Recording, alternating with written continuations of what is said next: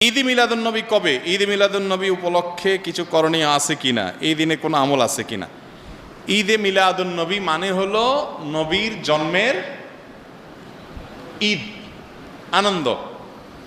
তো ঈদ থাকলে তো ঈদের নামাজ থাকবে নাকি?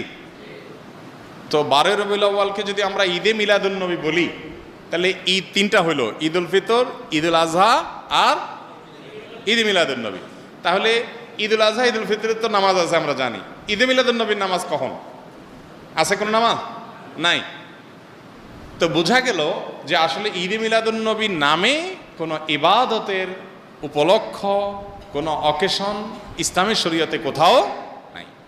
তবে এটা ঠিক, এই কথাগুলো আমরা বললে আমাদের কিছু ভাই, যারা আমাদেরই ভাই, মুসলিম ভাই, হয়তোবা তারা মনে কষ্ট পান। তারা মনে করেন যে এরা নবীর দুশ্মন, এদের মনের ভিতরে নবীর মহব্বত